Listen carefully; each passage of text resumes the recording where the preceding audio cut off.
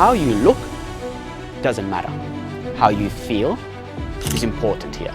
Somebody wants to lose weight, how much would be an optimum time? Well, if I give you a simple formula, maximum you should target to lose half a kg of fat in a week. What you eat drives 80% of the results. What quantity you eat drives how you look. What micronutrients you eat drives how you feel. Indian genetics, they say like we tend to, put more fat on the tummy. I'll myth bust something here. So I say not everybody at age of 44 have to go on stage, show their abs and beat 20-year-old guys. Someone might just want to be happy to play with their kids. We think mental health, we don't understand the value of mental health. Padma Sadhana movements, when I started to do, what I found that all my compound muscles and all my joints and all my basic lymphatics would drain through that, and that took me 10 minutes. The time versus the result, exponential. So I will say for all my fellow fitness enthusiasts can go to the website of Art of Living and learn these two programs. They will message saying, man, this changed our next company. So Darshan Kriya and Syed Samadhi. These are the two, I would say, non-negotiables. Rest up to them. Last fat goes from the tummy. So why would bodybuilders love it? Oh, it just goes, melts. Now those people who are not into gym at all, let's talk about those who have never stepped into the gym. That's the misconception. You go to any gym in India and you look at the gym posters, there are all these steroid guys photos. So someone who's never stepped into the gym, do you know what they're thinking?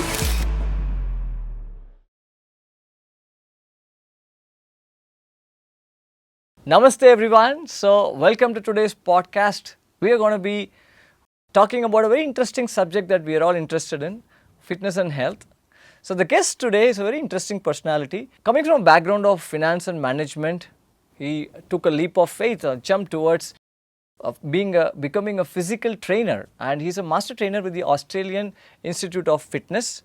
From being a fat and unhealthy person, that's what he wants to be referred as, he lost 34 kgs to become fit and went on stage to win several gold, silver and bronze medals in 3 National Federation fitness competitions. Right? So today we're going to be talking a lot about fitness, and as audience, we can also take inspiration from his transformation journey and we can start our journey towards fitness. And we'll be talking about different myths and concepts around fitness. Prashant here is going to help us go deeper into his journey and inspire us all to start our journey too. Welcome, Prashant. Thank you, Mari. So before we proceed with the podcast, for the conversation, I want our audience to see your before and after transformation picture from where you were before you went onto the stage and won several medals, right? That's so inspiring, Prashant. I need to tell you this. Thank you. So, and congratulations. And this is a huge achievement, what you have done. And I would like to start with this. Many times I've seen people come and talk to you as if you're in your mid-20s. But can you share to our audience your age? Well, I'm 44, Mayur. You're 44, yeah. Yep. So you don't look like you're 44. Okay. So since you're 44, I really want to ask you that at this age, what made you make a choice that, okay, you want to compete? I understand that people want to become fit, people want to lose weight and get in shape. But why did you choose to compete? And why did you choose natural vegetarian bodybuilding as your option? I would like to hear from you about that. Honest about how I feel in this whole situation. First of all, I'm grateful that you think this is a great achievement, and if this can inspire people, because for me, fitness is a lifestyle change. It's not a competition. However, it might sound contradicting because I did went on stage and competed. So the competitions which I compete, we athletes at the backstage, we have one understanding, a very strong understanding. We are looking like we are competing with each other. But the truth is, it's a competition, me versus me. Every athlete standing there are trying to become a little better version of themselves from the past. So that's what my competition was.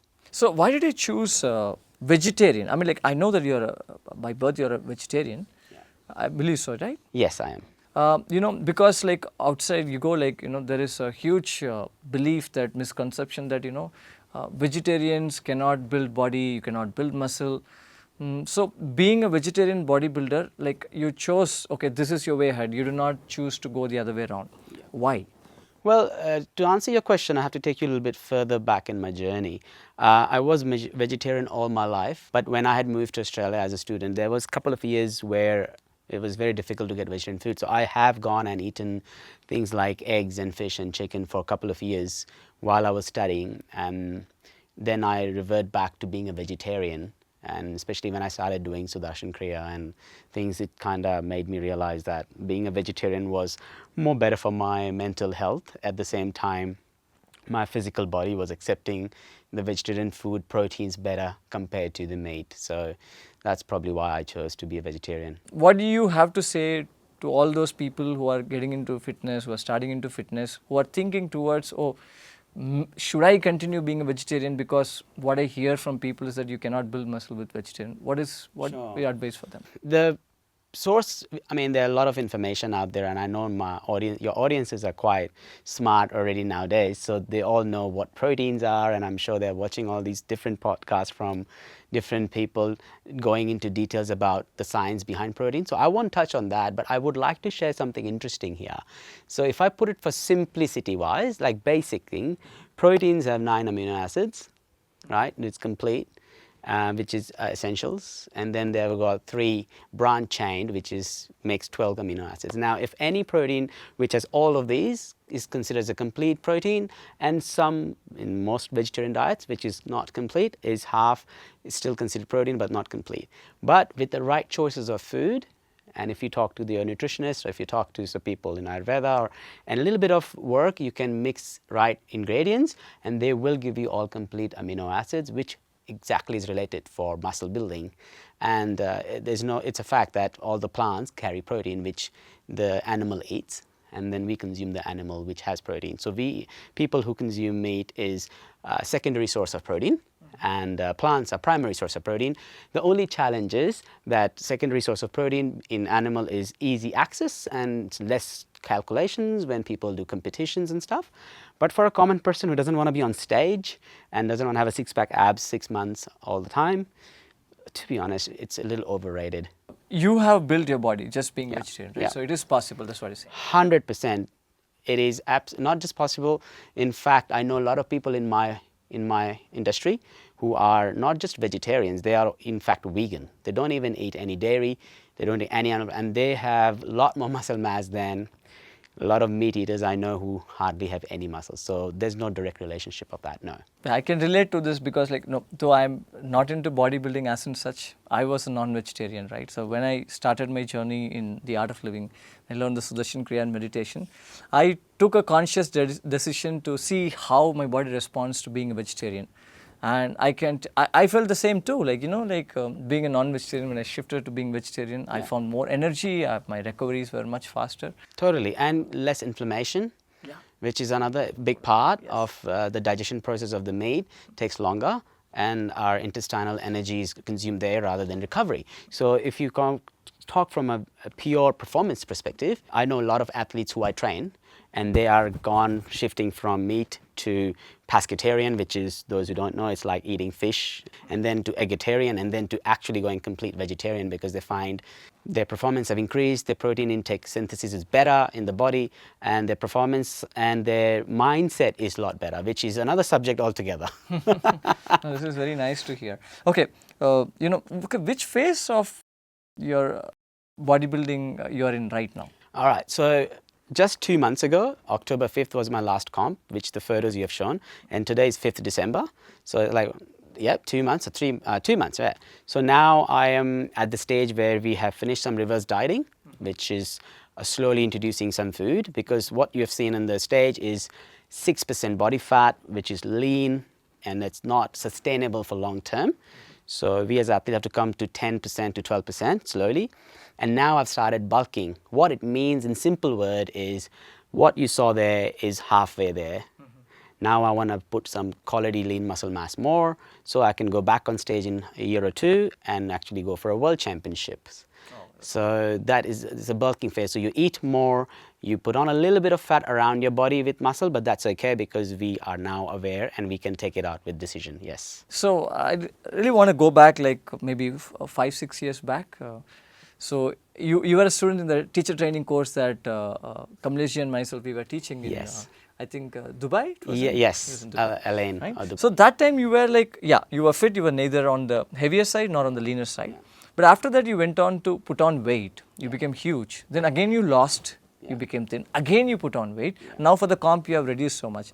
So do you think this kind of transformation, because for many people, they start fitness, they become fit and they'll drop the practice and they put on weight. So is this healthy? Okay. So there are two sides to this answer.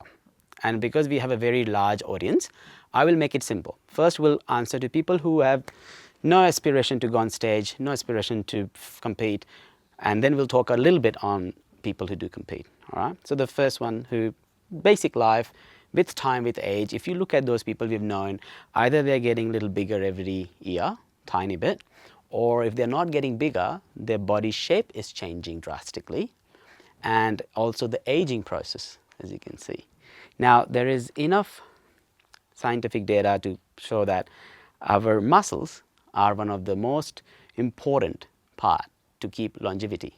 And the research, you can look into some That was one research. of my questions, which will come later. Yes. So when we are not size-wise bigger or smaller, it's about how much muscle mass are we carrying as an individual. When you were 20 years old, naturally your body had more muscle mass compared to the other fat percentage or other things. A lot of people complain as they get older, oh, now I can't bend properly or I can't walk much. And you see when they go to the 60s, and some of people can't even walk for 100 meters. This is an exact answer of why the muscle dropping in the body affects their mobility, stability, and stamina. How you look doesn't matter. How you feel is important here. But the fun part is, if you look after your muscle mass as you age, you will end up looking good too.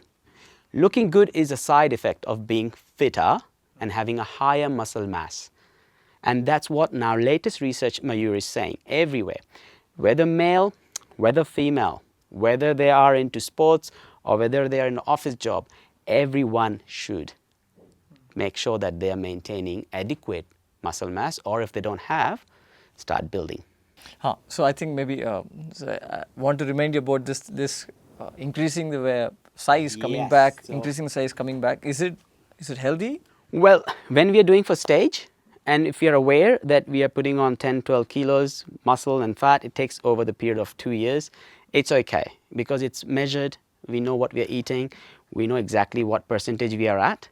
But where it's unhealthy is when people go for crash diets, Mayur.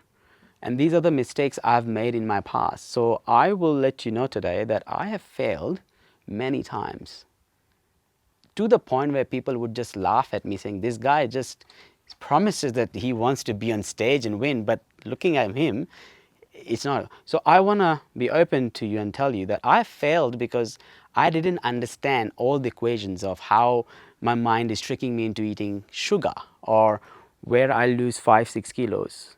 Have you seen some people lose few kilos? Suddenly they start feeling good about themselves, and then you see they put on back. Yeah, exactly. That's my. And then they put on back more. Then they go back to the two ways. Or they say, nah, I'm going to keep losing the weight. Or they say, this is how my body is. I accept my body. Now I have to go take some medication. 99% people do the second. What you saw in my situation was I was not ready to give up. So in spite of losing weight, if I would put on back because of some mistakes I made, I would rather go back, learn from my mistakes and retry. It's harder. It takes longer time. So how do you sustain it then once you have made the transformation? So there are a few things which I learned during my journey of transforming, I call. I've never say myself a fat loss or a weight loss. I call it transformation, because transformation is very, very important to understand. It's changing not just the weight on the scale, it's changing the way you are, how you conduct day-to-day activities. Like before, I would take shuttle from one point to another. Now I choose to walk even if there is a shuttle. It's a lifestyle change, right? So the transformation which happens there, Mayur, is because I'm feeling better about myself. I'm feeling more confident. My resting heart rate is now somewhere sitting at 47 and 49, which, yes, I think for my age, I can't complain. Whereas sometimes it used to be 80, 70 because of I'll walk. So these are the small parameters which make you think, okay, being fat or being healthy are two different things. Yeah, since you said, so coming back to the same thing where you finished, right? So, there is this misconception that, okay, having muscle looking like a big muscular like a stud doesn't mean you're healthy. I can be like totally without any muscles, but I can be healthier than a person who's with those big show off muscles.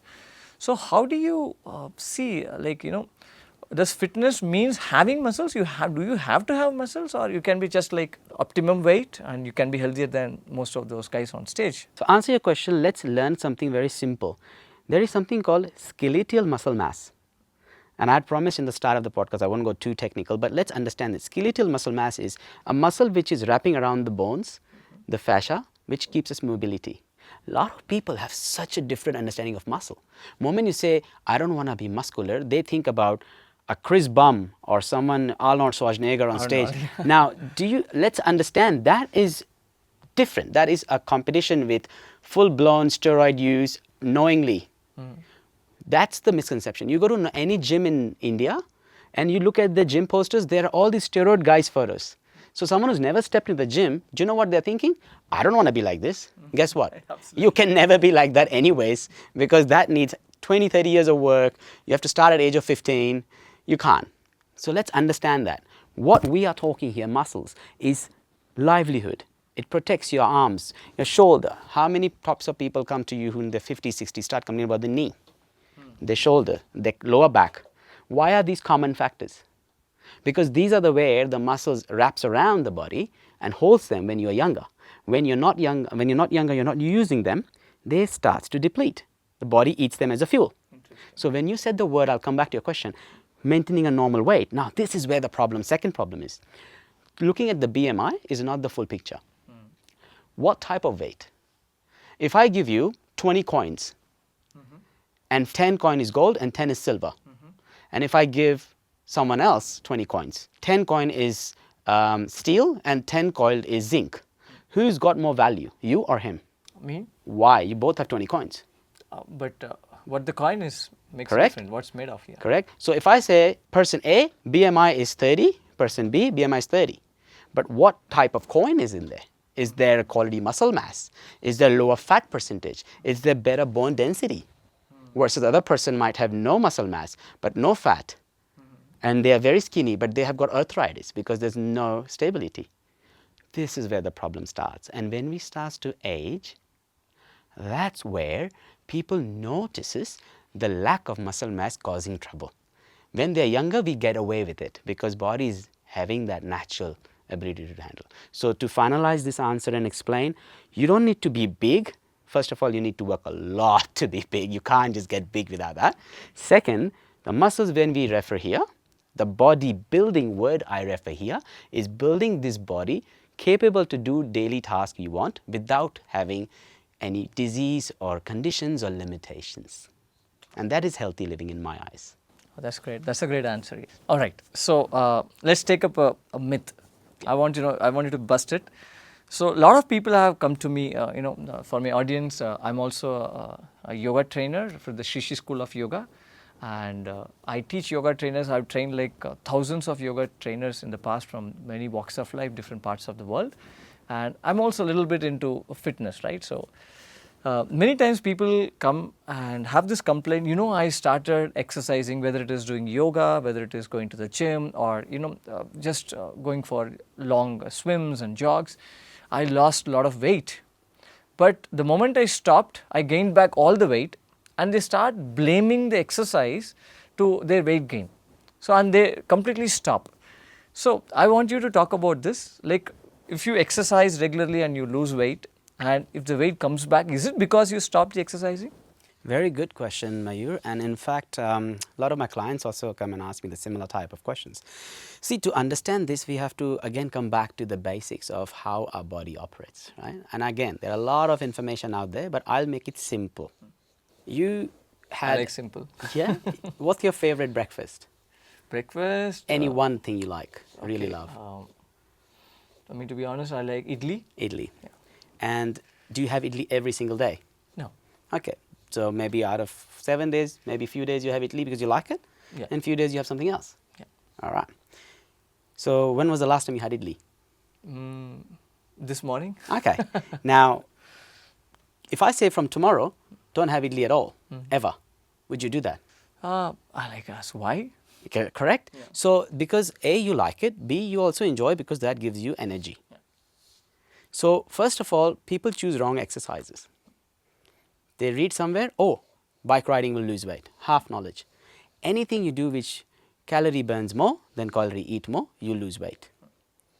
Anything which is sustainable to your body and gives you energy, you feel better. So here, the example of breakfast is about exercising, moving, doing things should be part of routine. Until you die, you'll have a breakfast. Yeah, absolutely. You know, we don't know when, but we will. We plan for 2 years ahead. We go, this is where Japan, I'm going to go in a year and a half, and I'm going to have this sushi in this place. Look at the optimism we hold. But you'll never hear people saying, 5 years from now, in this gym, I should be able to train this exercise because I'll build myself for that. And that is what's lacking, our mindset. So exercise should be part of our life, like food.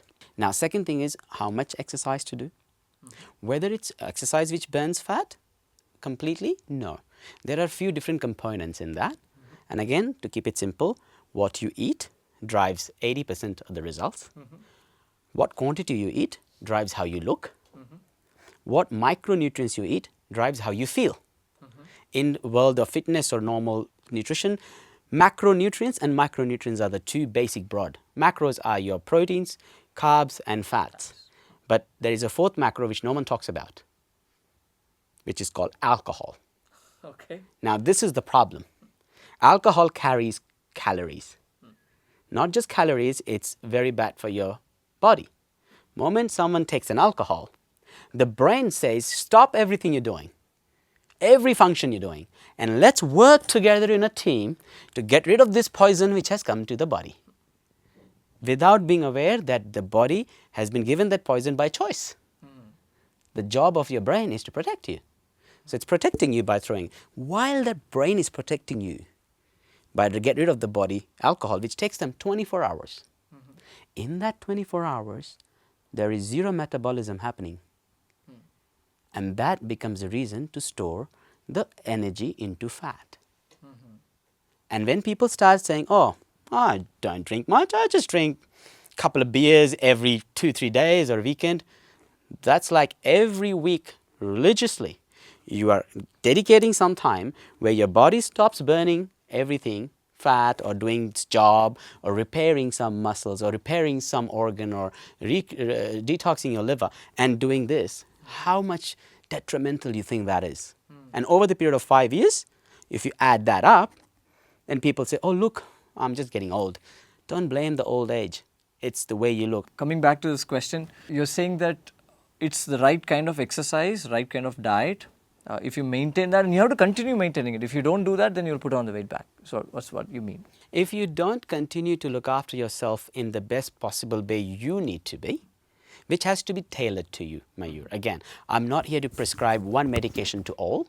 I'm here to explain people that, hey, you first need to identify what is your current fat percentage. I guarantee you, most of the people hearing might not even know that there's something called calculating their own fat percentage. Yeah, even only when I spoke to you like a couple of years back, I also came to know about this. Yeah. So step one is, if someone says, ask you, I'll give you a small example. Someone says, what is your salary? Don't have to answer me, I'm just giving you. People will know to the cents. How much money do you get every week in your account? They know exactly. And in their paycheck, if even $20 is missing, they'll call HR saying, hey, that $20 is missing, correct? Yeah. Why? Because you have worked hard for it. So my question is, the amount of food is going in your body every day. Who's calculating what's going in there? Who's keeping a track record of how much energy have you provided? Who? Why not? Because we don't care? Why? But it's for the body. We never think like that. We think calorie counting is rubbish. It's not. It's very essential. What you're putting in your tummy. How much calorie do you need? So you need to go to a professional. Someone like a fitness trainer said, hey, look, I'm at this situation. I look like this. Can you make me look like this? You know what will they say first? Tell me, what do you eat? Then, what do you do outside your work hours? Then, how much water do you drink? Then, what kind of sleeps do you get? These questions will be common by every quality fitness trainer. Why? Because they know with these components we can target to get the result. So once again, it's not one thing, one fix. It's multiple things coming together which gives you the results. Okay, so now we'll touch upon the most commonly asked and searched topic, weight loss. But I also want to add weight gain to it, because I get this question a lot. Like, can I build muscle just by doing yoga, or how do I increase my body weight? And also to our audience, I would like to tell that, after this we will talk about how to integrate different practices, like, because you are a yoga teacher too, Yes. you are a Shish Yoga teacher, Yes. you are an art of living meditation teacher. Yes. Right? So, and you are a bodybuilder. So, you seem to have combined all these things together. But out in the world, there's a lot of conflict. People see, okay, if I do yoga, I should not practice strength train. If I strength train, I should not do yoga. So, we'll touch upon that. But before that, I want to come to this topic that it's like thing that's asked by many, weight loss. Now, people come to me and ask like, okay, I want to lose like 10 kgs in 2 months. What should I do? So I want you to talk about weight loss. Now, what is weight loss? You mean fat loss, or what exactly is it? There's a lot of confusion out there. Then also talk about how to gain weight. You mean like gain muscle, right? So if you can talk a little bit Sure. about this, and so people get a clear understanding of, okay, I'm looking towards weight loss journey, so I should this should be my approach. I'm looking towards my muscle gain. This should be my approach. If you can throw light on that. Sure. Yes, it's a great topic because there's a lot of misconception about weight loss and a fat loss. What we are really looking under the wrapper of a weight loss is fat loss. But lack of awareness causes weight loss. So the scales which you see, that gives you a total number of the body weight. So weight is mostly made up of things like, one is your bone density, the whole body structure, skeleton, not going to grow more after you've reached a certain age. There will be much chances of changes. Second is all your fluids, your blood, everything, organs, you can put into one basket. That's not going to change much. Third is your muscle mass, and fourth is your fat mass. Now muscle mass, I've touched on fat mass already. So muscle mass is where you basically have very lean muscle tissues around the body. Now if you go further detail, there are soft tissues, there are hard tissues. We'll keep it simple. We need muscle to live longer, as I've spoken. Coming from that sentence again, when muscle drops and when fat drops on the scale, it looks the same. You don't know the difference. If you have 5 kilos of fat, 5 kilos of muscles, you lost 3 kilos of muscles, your scale will show still a 3 kg loss, Absolutely. which is detrimental to our health. Yes. So how to encounter that, just so that I can touch on it? Basically, eating the right amount of food, adequate protein, and doing strength training regularly keeps the muscle mass up. And then body starts tapping into the fat loss. Now, we can later talk, if you like, how to optimize fat loss. Yeah, in fact, my mind is right now working. Yes. How to tackle. Because everybody want to know how to weight lose the loss fat. plateau. Yeah. Yes. So we'll come on that, but I'll just answer the second part of your question, which was how to gain weight or gain muscle. Again, gaining weight, same principle. If you go out, if you eat rubbish and high calorie dense food, and if you start getting fat, as in you put on fat mass, you will look big on scale, but how will you appear is different. But instead, if you do strength training, eat right food, be in a calorie surplus, measured by a proper coach or trainer who knows their stuff, and within a year or two, you will gain that muscle mass, weight, but you look more better. Your posture is better, your shoulder sits better, your chest sits better, your arms looks more better, not just having a big fat on a tummy and a leg and then everything else small. That's the biggest problem in many countries which I'm facing. We call it skinny fat. Yeah, we have it a lot in India. In fact, like I was reading, is it that even in the Indian genetics, they say like we tend to, put more fat on the tummy, like. I'll myth bust something here. Okay. in our fitness industry, we know when we are coming to that close to less than 10% body fat, which is where our six-pack abs are visible and all before going stage, we all know that the tummy fat is the last to go. Yeah. So whether it's an African competitor or from the continent of Africa, whether it's from Australia, whether from India, Indonesia, Philippines, Japan, China, Czech Republic, I can tell you we all have the same issue. So it's not true.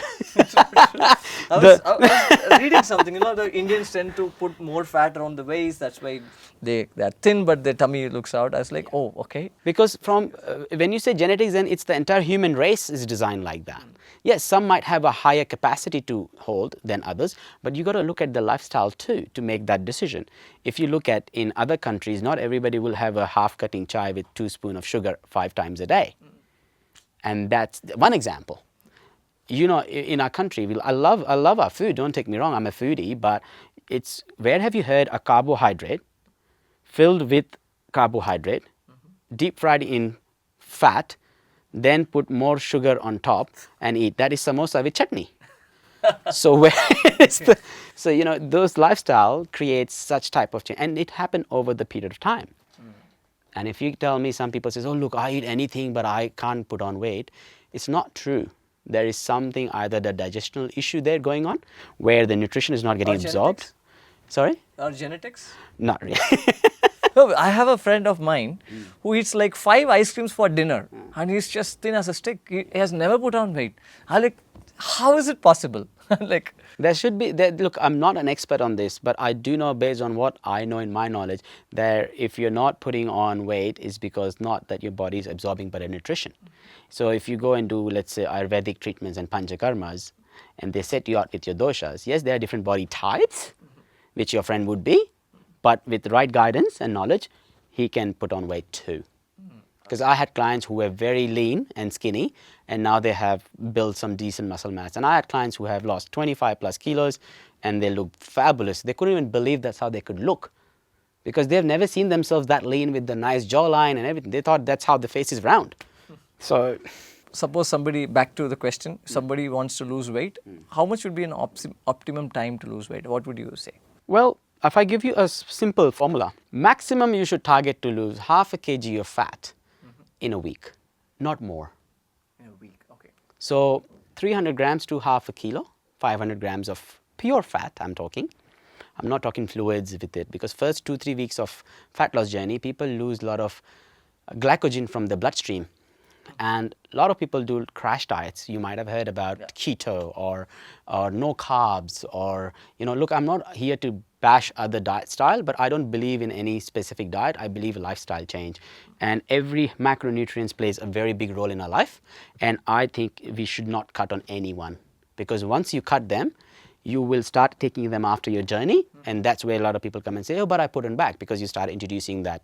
Now the bad guy becomes the carbs. The carbs is not a bad guy, it's the energy source. It's like you have a car, you got to drop me to the airport, and if you don't have fuel, your car, no matter it's a great car, will not drive. So carbohydrate is that fuel. You need that. Engine oil keeps every movement parts nice. That's fat. You need that. And your solid tires strength is like protein. You need them. So you need everything together. And not the fourth one, which is alcohol, which I touched before.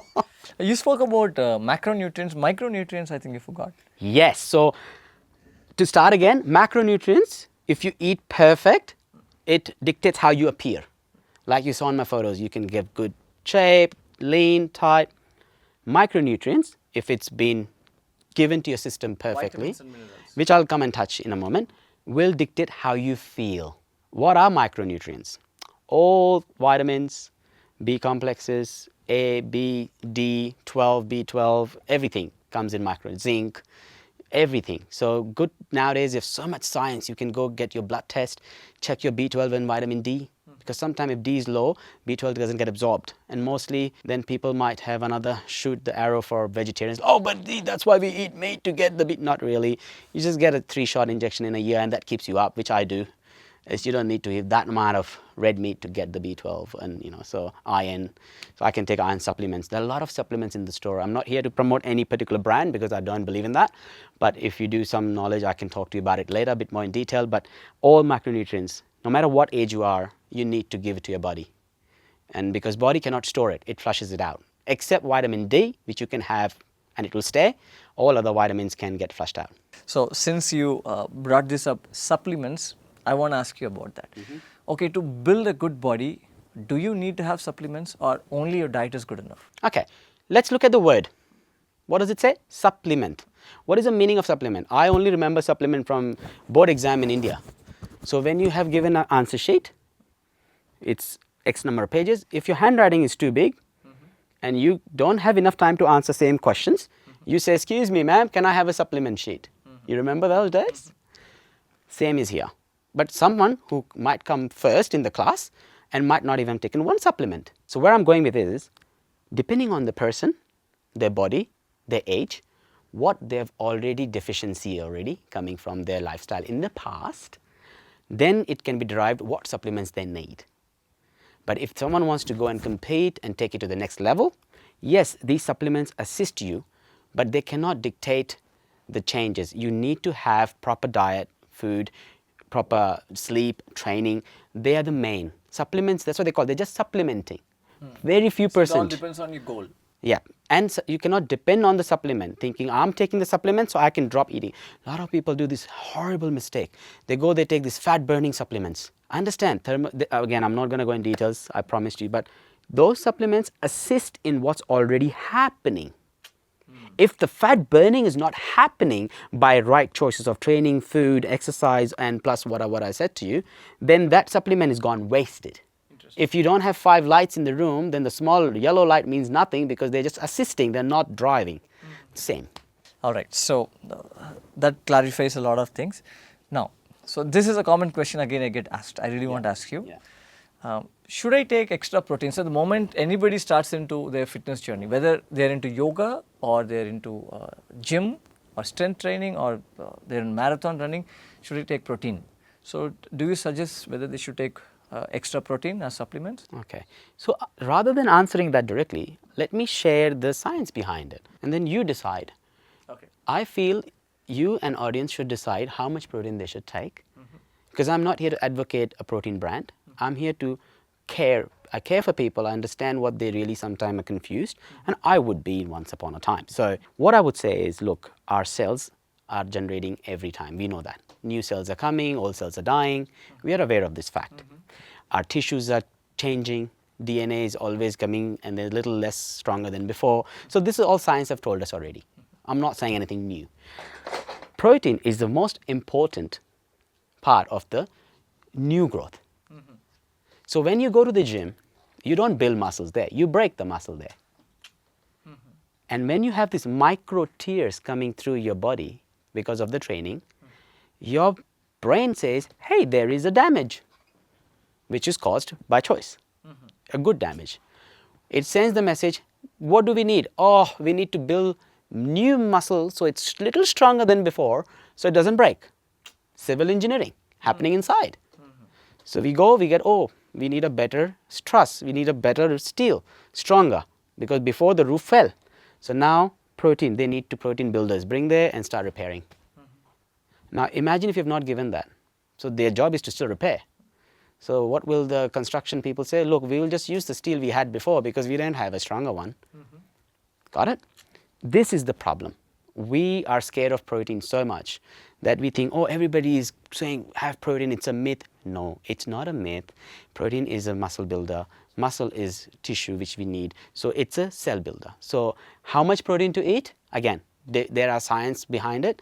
You can Google what you like, but if you need me to give you a simple formula, whatever is your body muscle weight, not full body weight, it's 0.8 grams to 1 gram per kg. But that depending on individual to individual and what their needs are. In normal opinion, if someone who is 60 to 100 grams of protein is more than enough. And you can get that from plant-based sources, yes. Can you get all of this only from diet? Yes. When I say diet means, do you mean protein powders? No, just the food, the meals that we... 100%. That's how I get. You don't need, a protein cannot be given other than food. When we talk about fitness, we spoke a lot about building muscle. But health is not just having a good amount of muscle, but optimum functioning of your organs, your glands, your mobility, your state of mind. Now, how can being fit exercising, having good muscles, can impact the other aspects of health? Okay. So for me, health is a bigger umbrella. And exercise is a small part of within umbrella. And fitness is driven by what degree of health you have. It's measurable. So when I say I have 6% body fat, you can measure it. When I have 12% body fat, you can measure it. When I have 20 kilos of muscle mass, you can measure it. But what happens by having less fat and higher muscle dictates how my life is what becomes more healthy or not. Brilliant. Correct? See, it's a very beautiful way to see. We got to learn to decode, and too much information out there. If I can't walk from here to ashram in 10 minutes, if I was meant to reach, then question you have to ask is, what am I having it for? So I say, link it back to your life, your goals, your needs. Not everybody at age of 44 have to go on stage, show their abs and beat 20-year-old guys. Someone might just want to be happy to play with their kids when they come back from school. Someone wants to just be able to go for walks with their wife so that they can have some one-on-one time. It's not just about how you look here, Mayur. It's about your relationship with everyone around you, which you get affected, we don't realize. If you look around people, 99% people on their phone scrolling and sitting. When I was on the airport, I took walks. I did 5,000 steps while people are sitting and scrolling. The benefit is, I'm not saying I'm better than them. For me, it's better because sitting there is causing effect on my lower back, pressuring. I'm going to be on the flight for 10 hours anyways, but I'm still choosing to sit. I rather chose to walk. So these are the small changes we can make. I've seen people make fun of me sometimes. Some of my close friends I'm sure they are making fun of me not with an intent to hurt, but they say like, oh, you work out, you do so much of physical exercises. But see, people who are exercising are like passing out like that. So it's better not to exercise. So, but coming back to the question, why is this happening? Mayur, it's a very, very big and vague question. So I have to be very careful of answering because I don't know what happened there.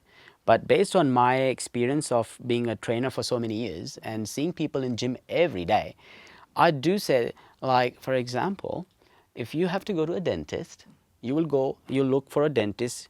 Dentist A has 20 years experience. Dentist B have just finished uni, 0 experience of practical work. Which would you choose? One with experience. If you have to go to get surgery, would you choose a person with experience or someone who has just seen a doctor perform a surgery? Experience. Okay. Then why it happens when you come to the gym, you never look for a personal trainer, you never look for a fitness certified trainer, you go with your friend who has been training for a few years and they try to train you. Or worse, you have an app or you have a YouTube or an Insta reel and you're just doing it. That shows that how much we are unaware. Gym is a place where if you don't train properly, you can cause more injuries. It's almost like weapons, everything. So people are not only doing wrong exercises, they are having wrong supplements. Now, if you go to a supplement shop and their livelihood is to sell you supplements and they say, which one should I buy for before training? There you go. They made $50. So problem is not with the gym. Problem is lack of knowledge, lack of support, lack of investing on themselves, not trusting the professionals, thinking, oh, I'll be fine, I don't need it. How many people you know who don't even have a trainer and they go to the gym? Very few have trainers. People think trainer is a waste of money. I condemn that, especially in India. I'm very proud. One thing in the last 10 years from my year I'm seeing in India, people are becoming very health conscious, which is so good. Yeah. And I would, using your podcast today, I want to say, please, if you do want to go to the gym, please use trainers. They're there for you. Learn properly. Then you will be fine. And they will guide you with everything. So these conditions could be heavily also driven by that. That's my take on it. All right. So that brings me to the next question. So do you think rest is equally important when you are training? Like all this training is stimulating your sympathetic nervous system. But I've hardly seen people who relax, cool down. They don't give much importance to that. Do you think like people should focus on the relaxation part, getting good quality sleep, rest? Is it as equally important as training? Absolutely. In fact, you reminded me something very interesting happened with me other day in the gym. One older gentleman came to me and he's in his 70s. He was in army and military and he says, all these guys take too long sitting on the rest. They should come, damn, train and get out. So what that tells me is somewhere deep the line, we feel if we are investing, I'm going to use the word this again, investing in rest, we are lazy or we are not fit enough. I remember when I was in school in India a long time ago, and when I was running, and someone told me, if your mouth is open while you're breathing, means you're unfit. So you know what I would do? I would go, but then later I realized actually that is stupid. My carbon dioxide from the tummy has to get out. That's why my body opens my mouth so I can release that and I can oxygen intake faster. So the myths we carry, it's all I feel it's a little bit of ego that I don't want to look unfit, so I pretend to this. I don't want to look that I'm not working hard, so I shouldn't rest. I would say do opposite. Invest in rest. There are a few types of rest. So rest up between the sets in the gym. If your trainer has not already told you, you probably should. Take longer, recover. Rest daily basis. My clients, I have the online clients I train, I have these daily tasks for them. They have to actually answer these questions every week before they send it to me. And that's how they get results. They have to have minimum 7 hours to 8 hours of sleep depending on the person and the task. And if you do sometimes sleep less, fine, you have to catch up.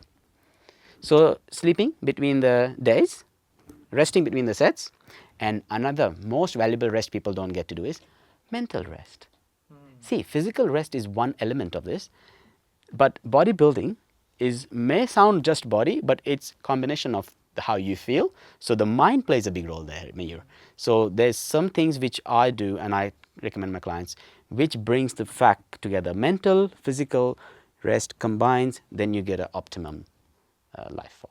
All right, great. So since you spoke about mental rest, I want to touch upon my favorite topic. And like, I know that it's your favorite topic too in all the conversations we have had.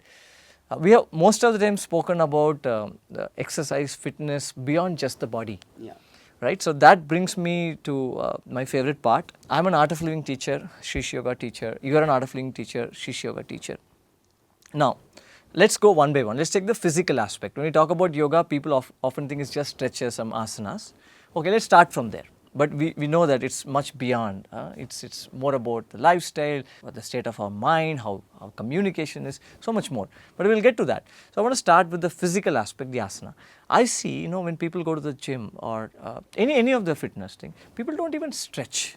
They just go and just start. First thing they run is towards treadmill. As all they know is treadmill. Then they come off, they pick up everywhere, do all kind of nonsense. I'm like just sometimes sitting and watching, okay, should I go and interfere?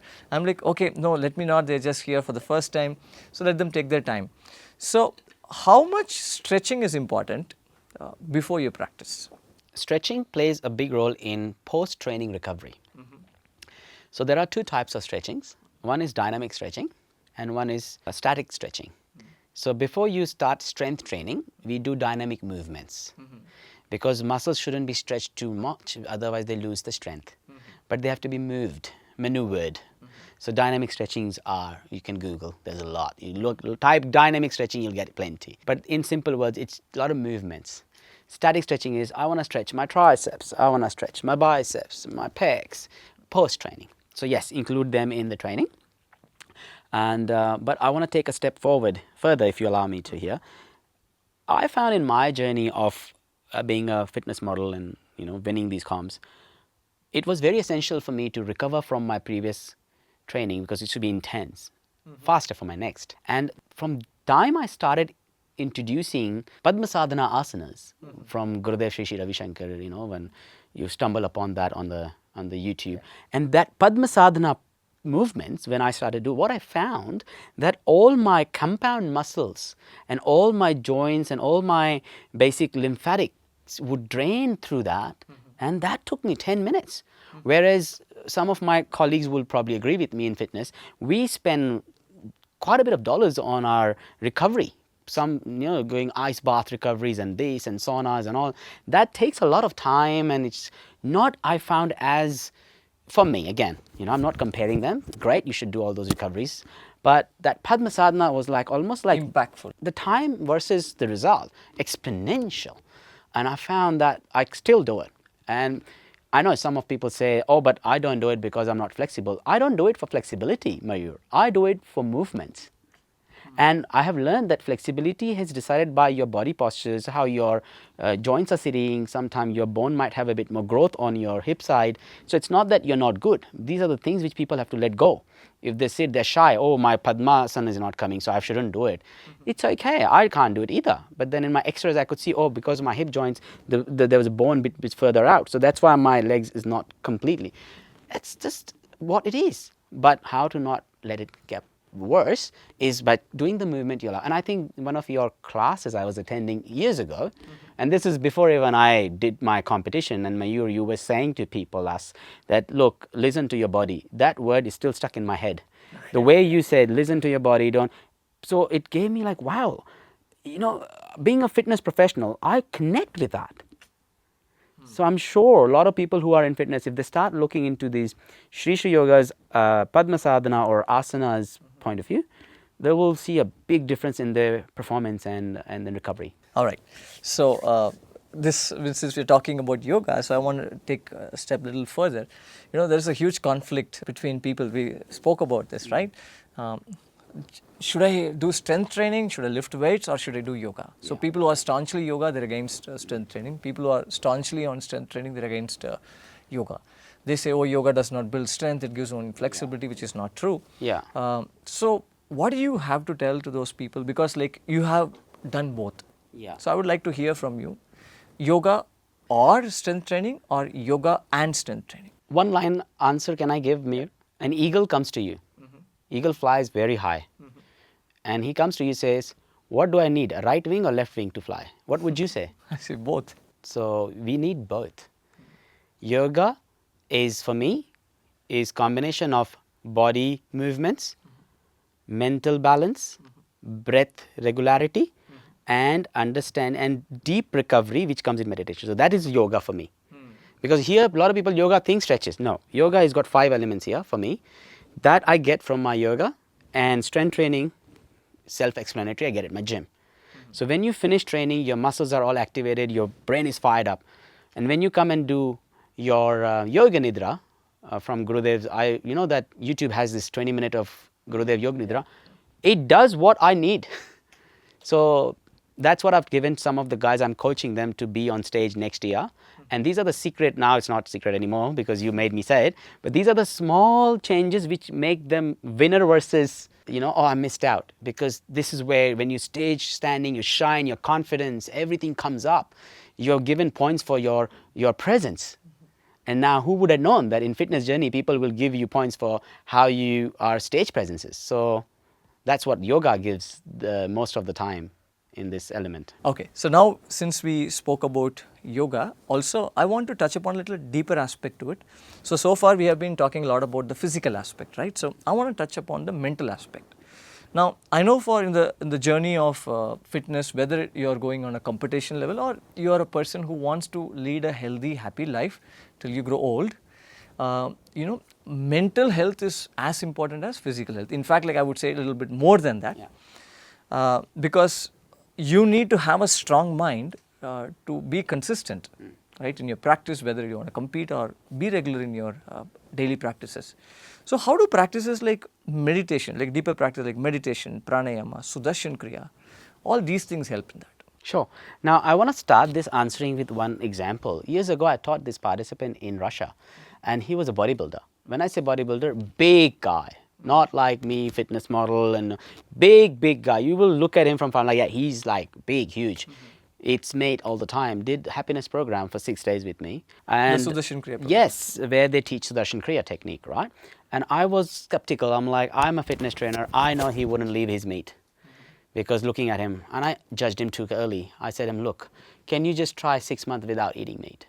And he says, but how will I get my protein? So we had a chat. And I gave him some idea. I met him 6 months later. I was invited again there. I went there to teach another program, and he was there. He came with his wife, and his wife was telling me, since he has started being vegetarian, his body has not gone any less. He's looking still good, but his behavior in the house has changed. That's interesting. That's very interesting. Now, what does that tell us? We think mental health, we don't understand the value of mental health. This word is very much spoken in Western world or India. Mental health, mental health. But what do you really mean? What is the objective? if your objective is that you have a great relationship, people who love you around you, you are confident in your good times or bad times, if you're able to handle tough situation with ease, if you are thrown off the balance, and if you can come back a little sooner than what you would, don't you think these are the parameters of actual mental health? Absolutely. So I rather say this each words. We all go through tough times in our life. Nobody can say in our audience or you or me that we have always had a rosy or grady life. We all have seen. But with proper body, proper mind complex, we can deal with it better. As Gurudev once said, he says so much about mental health that, have trust, the best will happen to you. I believe that. But that at the same time, we also have to take efforts. And mental health effort is Sudarshan Kriya technique, Sahat Samadhi. These two things are the game changers, Mayur, in my life as a fitness trainer and as a fitness contestant. And there are few people who have introduced this program in my client base, and each and every one says the same thing. But why does it work? Art of Living website has already given a lot of statistics about scientific research. Yes. I'll just pull one from there. Cortisol drop. Now, a lot of people are like, yeah, so what? It drops. You don't realize the value of dropping the cortisol. From fitness term, that is the biggest problem before stage. You might have heard a lot of people say, oh, going on stage, you're water depleted, you are this, you're sodium depleted, you feel like very bad, terrible. They're true because they don't have Sudarshan Kriya in their life. They don't have that. They're just doing their hard yard, they're working so good. When you start introducing, behind the stage, I'm laughing and people are like, is he for real? What happened to him? He's still on an 8%, 7% body fat, but he looks quiet. So that difference comes. So I will say for all my fellow fitness enthusiasts who are already doing great in their topic and subject, they don't need knowledge from this for that. But if they can go to the website of Art of Living and learn these two programs, they will message saying, man, this changed our next company. Sudarshan Kriya and Sahat Samadhi. These are the two, I would say, non-negotiables. Rest up to them. Now, those people who are not into gym at all, right? Let's talk about those who have never stepped into the gym. You can tell cortisol is the stress hormone. Yes. That actually makes a lot of people put that big tummy fat we're talking Correct. about. Yeah. And see, everything is linked. Yeah. And what was our bodybuilders' problem? Last fat goes from the tummy. So why would bodybuilders love it? Oh, it just goes, melts. So this is where I would encourage for the non-competitors or people who don't want to be even in the gym and want to live a simple. A lot of people come and tell me, I want to be normal. So sometimes I struggle with the word normal because for normal for you might be different for me, but different for someone else. But whatever is your normal, let's take that as a common denominator. Whatever is my audience's normal, that can be normal. You still need these two techniques. Why do I say that?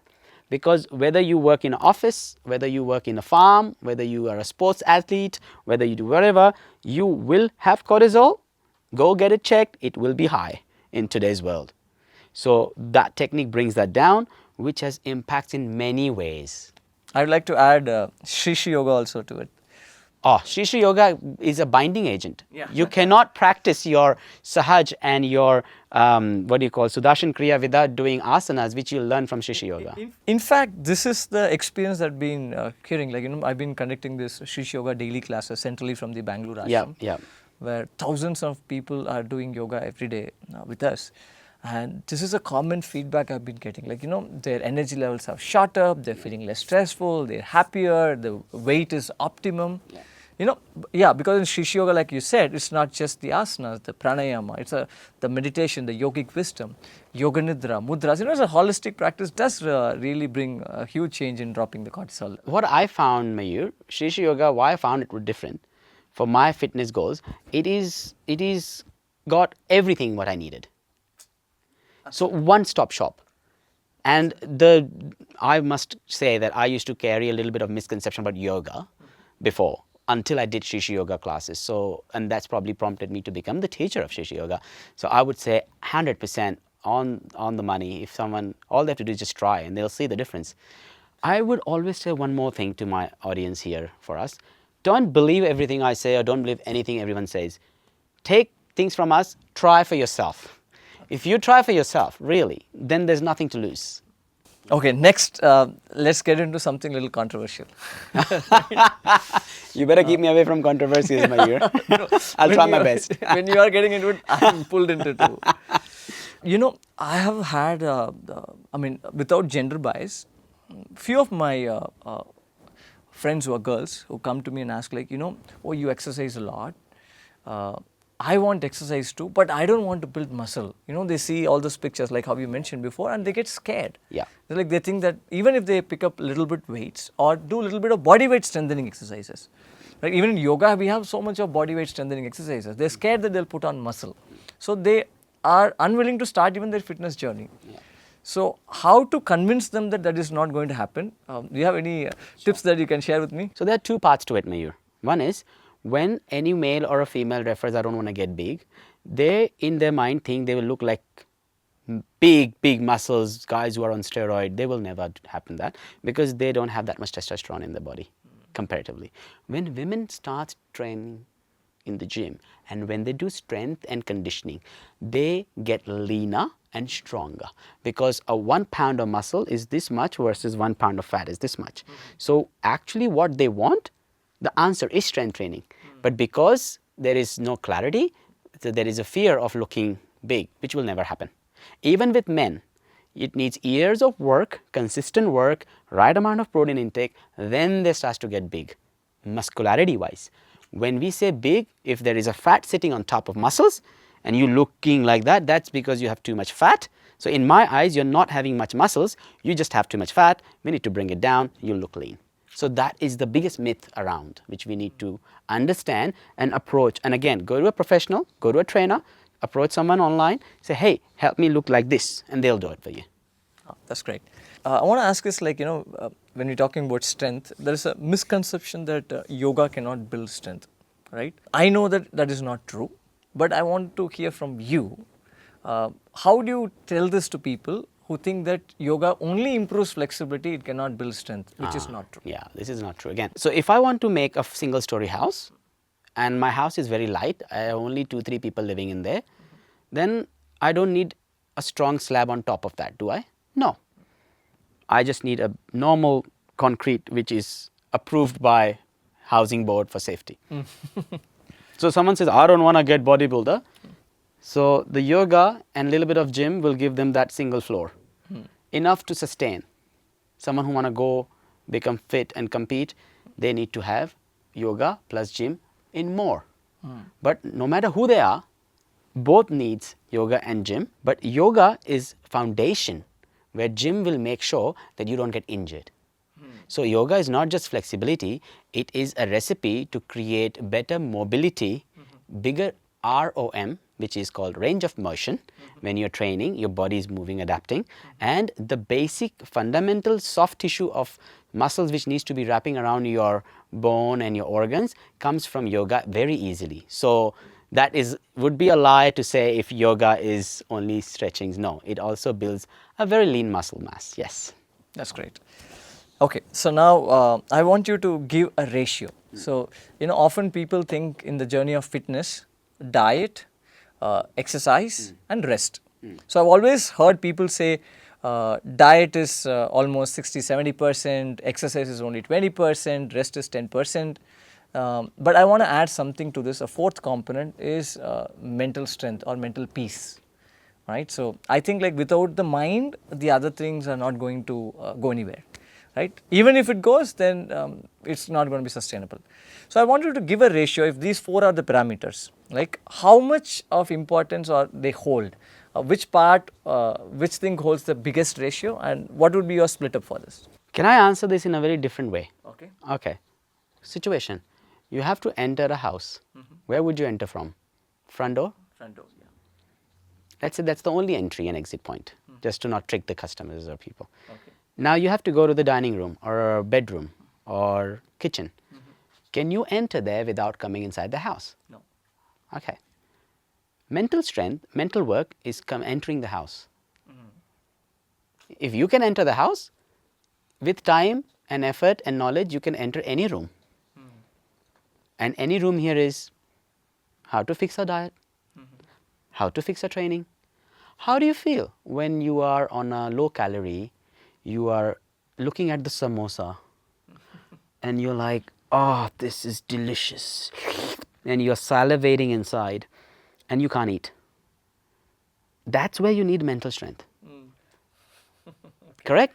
Yeah. Now, if you have to do that for 18 months, if you have to eat same food, Yeah, I know. Your wife, Zeel, I was talking to her, she was telling that for almost 18 months, you had the same food, same quantity. Every In day. fact, like you would go to your friends' parties, you would serve food, but you would not get pulled towards it. How do you overcome craving? and that's Craving is second part. Okay, let me finish that's with that the ratio answer. thing, then the Yeah, craving because part will come. I would stand there looking at the food and my mind would convince me everything. Look, dude, you are lean, you lost so much weight, you look so much better, you're wearing 28 waist jeans, you used to wear 34. Come on, one spoon will not make a difference.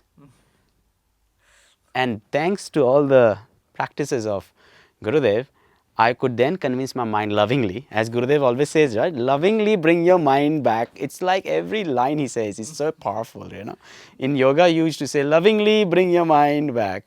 I remember that, you know. I heard from you in your Shishi Yoga class. That's what I would do. But imagine if I didn't have that strength, I will indulge. Mayur, 99% of the time we fail because we lose mental strength, not the food. Look, if I end up having a pizza, yesterday we had a feast together. I'm not going to worry about it.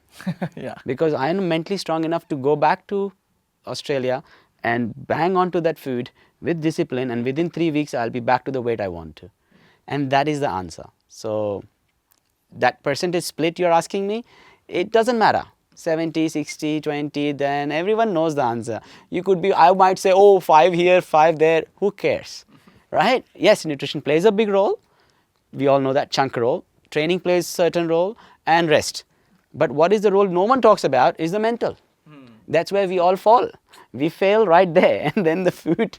I think that's exactly where practices, spiritual practices really help, you know, to build the inner strength, make your inner faculties strong, your mind, your intellect, your memory, your ego, right? Okay, so I think like I really want to delve deep into nutrition also, but we don't have much time, so maybe we will have to save it for another podcast. If our audience wish, we will invite Prashant once again to talk about it. But before, I have some like, not like a rapid fire, like a true or false statement, questions. But before that, I want to ask you one thing. What about in a fitness journey, when people feel they hit the plateau, they are stuck? Yeah. Whether it is weight loss or whether it is muscle gain. Now, how to break that barrier and go deeper, continue further in the journey? Yeah, of course. Look, again, I'll give you a basic understanding. So this fits everyone, not just someone who wants to be on stage or someone in the gym. Because some of the audience might think, oh, but that's not relevant to me because I don't want to be a bodybuilder. So let's not understand this as a bodybuilder. Understand this as a plateau of your life. For me, being that 84 kilo unfit was a plateau of growth. It doesn't mean whether it's good or bad. That plateau might be at everybody's life. Someone might be 60 only kgs, looks great, but they feel that they have hit the plateau, right? So let's understand from that perspective. So what my understanding here is, every action we take in a daily basis, I'll repeat, every action we are taking in daily basis, whether small or big or long or short, ask yourself a question. Is this taking you closer to your goal or away from your goal? If the answer is it's taking me away from the goal, that pleasure is momentary, it will cost you later. In science, we are chasing dopamine, not serotonin. In spirituality, same. We have, so what spirituality and science are two not separate. I think what Gurudev says, you know, look for what gives you long-term pleasure. Yes. If it's short-term pain, it's okay. But So in spirituality, Gurudev says sattvic or rajasic. Same is serotonin and dopamine. We chase dopamine. It finishes, it costs the body, it costs energy, but serotonin, long lasting. So everything I'm saying is not just about being spiritual, it's intertwined so much with science that you cannot separate it in my eyes. one last question before we move on to the true or false. if there is a beginner watching, yeah. a person who has never started their journey, whether it is yoga or exercise, or not even thought about dieting, why should I think about it? But they really want to, genuinely they want to start this journey. So how should a beginner start? Well, beginner can be from any age. So it's not age related, and any gender, and they can be from any country. So first understand, look at the first thing, what you're eating, what your food lifestyle is. Assess what goes in your tummy. Assess where you are around with people who you hang out with. This is something no trainer will tell you. People, the company you keep, will keep making you do the same thing. Satsang. Which is what Gurudev says, satsang. Then you assess what are the practices I'm doing which needs to be increased, whether it's a gym, whether it's a yoga. Then look at what are the things I've not started yet, but it's in my list. And somewhere I've seen or heard so many podcasts like us, and they've given us some good tips, and I've noted down, mental note, but I have not gone in. Like, oh, I'll try one day Mayur Karthik Shishu Yoga, but one day. Go back to that list, go and do it. So start from food, then movement. I would say for beginner, great idea to come into a basic yoga class, learn some postures, because when they'll do some asanas with you, they will start developing lean muscle mass, because their body, see, for beginners it's advantage, because they've never trained, their body will quickly respond to the muscle growth. And with some proper asanas and Surya Namaskaras and all, they will start to feel different. They will have DOMs, small pains, which is good for them. Then after a few months of practicing asanas, if they can learn breath work, if they can learn pranayama and Sudarshan Kriya and Sahaj and complement that, that will give them that mental strength which I spoke earlier about entering the house. Because that will give them the confidence, that will give them the say over their mind, which will say, no, I have to go. And then maybe go into the gym, get a trainer, ask them, can I just come twice a week to you and just do strength training a little bit? Slowly introduce yourself, test the water. If someone who doesn't know how to swim, they'll never go and jump into the pool. They will be claustrophobic. They will test the water, it's warm or not, and then go in. So these are the steps I would say. All right. So let's go for the, you can answer the way you want, but if it's true or false, you can choose to just reply with true or false. Not a problem. All right? Yeah, sure. Okay. So to our audience, we are not getting into diet yet because we don't have enough time. We'll save that for another podcast. More protein means more muscle. True or false? If with the right training, then true, otherwise false. Okay. Cardio kills gains. What's the reality? Cardiovascular training is a big subject, and people think cardio means running too fast. In simple word, if your heart rate is at about 65% of your maximum rate, you are targeting fat burning.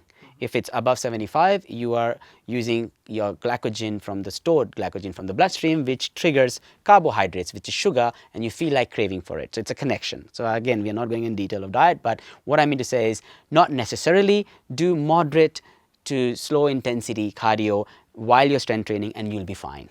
All right.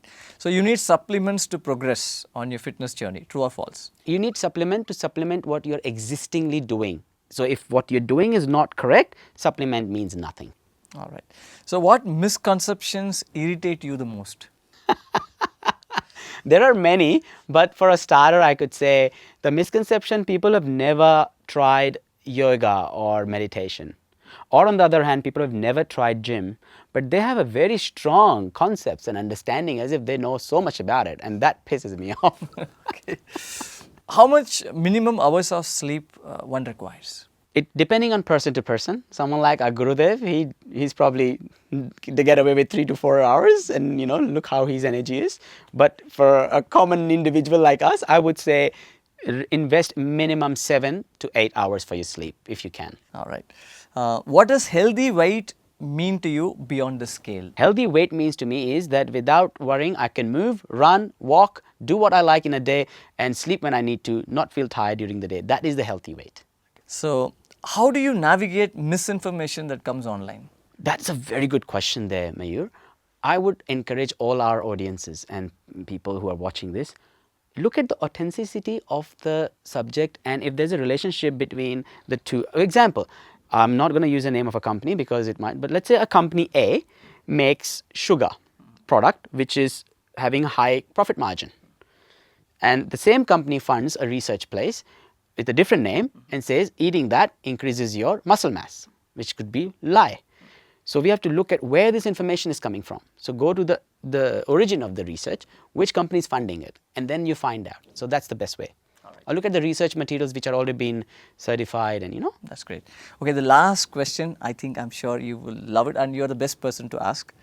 What message would you give to those who struggle with body image? In the start, you were introducing me and you said fat and unhealthy about me, and you made a comment that that's how I refer, because initially you didn't want to use that word. Yeah, So I want to share this. Reason I am so comfortable about these words to be gone in the media or people is, firstly, we have to understand fat is not your enemy. Fat is stored energy.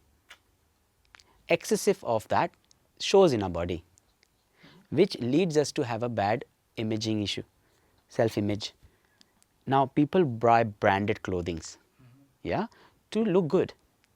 It's our nature. It's okay to do that. We should accept our nature. I'm not here to fight against our nature.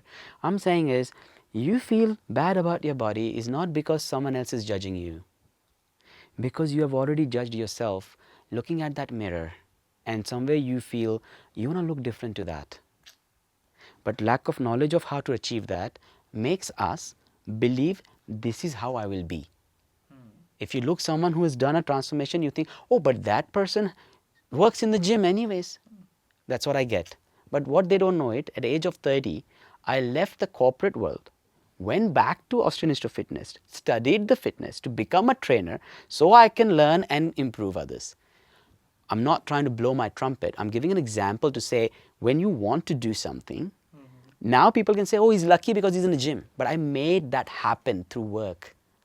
So set example when you say body, self-image. It's okay to feel bad about yourself, because until I felt bad, I couldn't take actions. But then I remember Gurudev always saying that only best will happen to you. I don't know, that keeps coming in my head. But I believe the best will only happen if I take actions. So I have no problem called fat and unhealthy, which I was.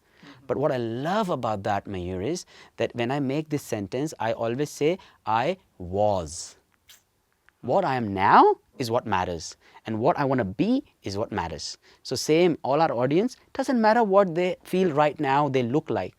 They can change it. I know it. Absolutely. With help of everything we discussed. So yeah. It was great having you, Prashant. I'm sure our audience had a lot of insight. In fact, I had a lot of insight to a lot of questions I had.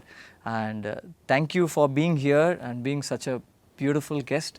And looking forward to have the part 2. I mean, if our audience wish, right? You can comment in the comment section if you want part 2 of this podcast. And please let us know in the comment section, what was your favorite part in this entire conversation. Sometimes you might agree with something, sometimes you may not agree with something. So please put in the comment section and start your fitness journey. Shrishi Yoga classes are just one click away, right? And Sudarshan Kriya, Sahaj Samadhi meditation, and a little bit of strength training, being a little conscious of our food choices. Not just focusing on the body, like how Gurudev says, a strong mind can definitely carry a weak body, but a weak mind cannot even carry a strong body, right? So let's not just work towards having a strong body, but also strong mind, all right? And so nice for being here with us, and see you in another podcast. Jai Gurudev.